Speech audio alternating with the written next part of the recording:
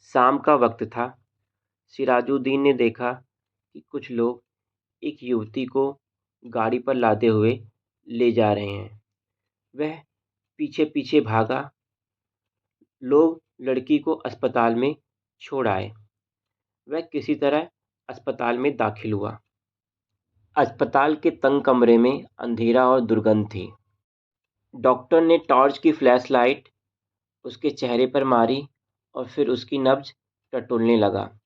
Flashlight चेहरे पर पड़ते ही सिराजुद्दीन की आंखों में चमक आ गई। डॉक्टर ने अपने असिस्टेंट से कहा, खिड़की खोल दो। सिराजुद्दीन ने भागकर खिड़की खोल दी। तभी देखा कि वह लड़की जो कि बेहोशी की हालत में है, उसने अपनी सलवार का नाड़ा खोला और सलवार नीचे सरका दी और अपनी टांगें चौड़ी कर दी। डॉक्टर ने शर्म से आंखें नीचे कर ली। सिराजुद्दीन चिल्लाया, हाँ, यही है मेरी बेटी, यही है मेरी बेटी। सकीना उससे कब जुदा हुई थी, सिराजुद्दीन को सही-सही याद नहीं। जब उसे शरणार्थी कैंप में होश आया, तो उसने अपने आप को इंसानों की भीड़ में एक तरफ पड़ा हुआ पाया। शरणार्थी कैंप में हर जगह शोर-शराबा और दहशत फैली हुई थी। फर्श पर लेटा-लेटा वह बहुत देर तक घटनाओं का अनुमान लगाता रहा। सकीना, उसकी 17 साल की बेटी, उससे कब जुदा हुई थी, उसे अच्छे से याद नहीं आया। दंगाइयों से बचने के लिए उसकी पत्नी ज़ैनब, बेटी सकीना और वो बेतहाशा भागे जा रहे थे। पाँव फिसलने पर जब ज़ैनब गिरी तो दंगाइयों ने उसे दबोच लिया। उसके साथ क्या किया ये बताने की ज़रूरत नहीं है, पर ज़ैनब के गिरने पर वह रुका तो ज़ैनब चिल्लाई, मेरी छोड़ो, सकीना को बचाओ। ज़ैनब से जब मन भर गया तो दंगाइयों ने उसकी अतड़ियाँ निकाल दी। भागते-भागते सकीना का दुपट्टा गिरा तो वह दुपट्टा उठाने के लिए रुका। सकीना चिल्लाई, अब्बू, दुपट्टा छोड़ो। सकीना उससे कहाँ जुदा हुई उसे याद नहीं। उसने अपने दिमाग पर बल डाला। ट्रेन में सकीना उसके साथ बैठी थी। फिर दंगाई ट्रेन में घुस गए। शायद वहीं पर वह बेहोश हो गया और वो सकीना को उठा ले गए। बहुत कोशिश करने पर भी वह सही-सही याद ना कर सका।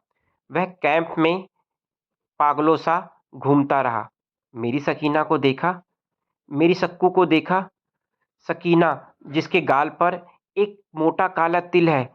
सकीना जो गोल-मटोल है। नहीं, नहीं, सकीना मेरी तरह सांवली नहीं है। वो अपनी माँ की तरह गोरी-चिट्टी है। वह पागलों की तरह उसे पूरे कैंप में ढूंढता रहा। उसे परवरदिगार पर पूरा भरोसा था। वह नमाज का पाबंद मुसलमान था। एक रोज उसे मालूम चला कि कुछ युवक बॉर्डर के पार जा रहे हैं, छूट गई महिलाओं और बच्चों को लेने। वह उनके पास पहुंचा। उसने युवकों को सकीना का हुलिया बताया।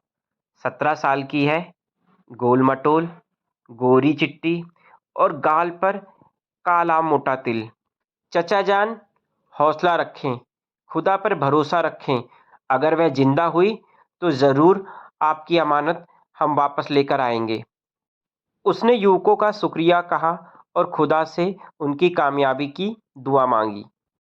10 दिन बाद युवक लॉरी में बहुत सारी महिलाओं और बच्चों को लेकर लौटे, पर उसमें सकीना ना थी।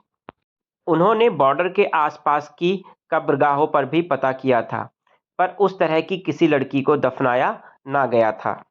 खुदा के बंदे कुछ रोज बाद फिर खातूनों और बच्चों को वापस लाने के मिशन पर गए।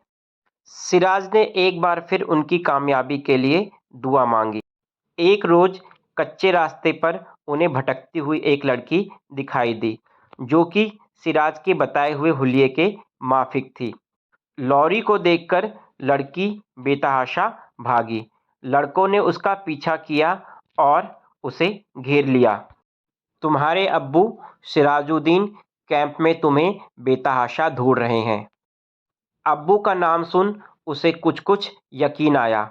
वह लड़कों के साथ लोरी में बैठ गई। लोरी में लड़कों ने उसकी खूब दिलजोई की। खुदा के नेक बंदों के लिए सकीना के दिल से भी दुआएं निकली। कुछ रोज बाद जब सिराजुद्दीन ने युवकों को देखा तो उससे पूछा, मेरी सकीना का कुछ पता चला? मिल जाएगी चचा, सभी और खबर कर दी है। जैसे ही कुछ मालूमात होती है आपको बताते हैं, एक युवक ने कहा। एक रोज सिराजुद्दीन फर्श पर बैठा शाम की नमाज पढ़ रहा था। तभी एक औरत दौड़ती हुई उसके पास आई। सिराजुद्दीन, सिराजुद्दीन, जैसा हुलिया तुम बताते हो वैसी एक लड़की को लेकर जा रहे हैं। सिराजुद्दीन ने खुदा से माफ़ी मांगी और लॉरी के पीछे दौड़ पड़ा और हाफता हाफता अस्पताल आ गया। सिराजुद्दीन ने मन ही मन खुदा के नेकदिल बंदों को शुक्रिया अदा किया जिन्होंने उसकी बेटी को अस्पताल छोड़ दिया था। सकीना सलवार खोले बुत सी पड़ी रही, उसकी आंखों से आंसू झरते रहे।